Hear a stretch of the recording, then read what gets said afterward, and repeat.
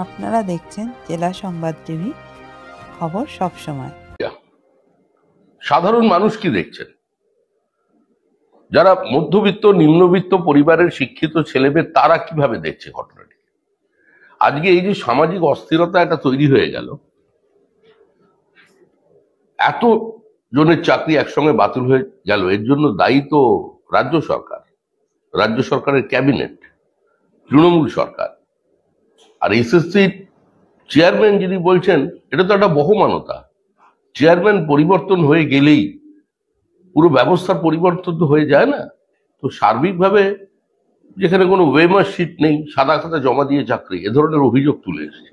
তারা এখন পর্যন্ত সংবাদ মাধ্যমে প্রকাশিত বা যে তথ্যগুলোকে পাবলিক করা যায়, পাবলিক ডোমেনে যা কিছু আছে, সেটা দেখে মনে হচ্ছে যে কোথাও কোনো স্বচ্ছতা নেই এবং আদালতকে তারা কনভিন্স করতে পারেনি। সে কারণেই প্রায় তাদের বিপক্ষে গেছে। কুণাল ঘোষ বলেছিলেন যে কয়েকজনের পাপের জন্য আজকে নির্বাচনের মধ্যে দলকে এতটা অস্বস্তিতে পড়তে হয়েছে।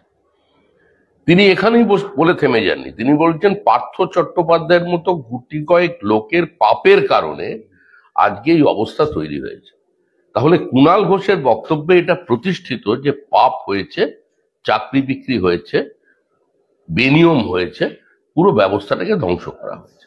এটা তো তৃণমূল কংগ্রেস অ্যাডমিট করেছে। আমাদের অবস্থান অত্যন্ত স্পষ্ট, তৃণমূল কংগ্রেস গোটা চাকরির ব্যবস্থাটাকে একটা খোলা বাজার বানিয়ে দিয়েছিল। তৃণমূল কংগ্রেসের কারণে কিছু প্রকৃত মেধাসম্পন্ন ছাত্রছাত্রী যারা নিয়োগ পেয়েছিলেন তারা আজকে বঞ্চিত হচ্ছেন।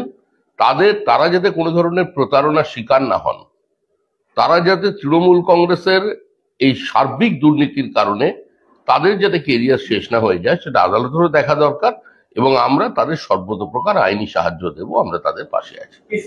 আজকের অনুষ্ঠান কেমন লাগলো আপনাদের?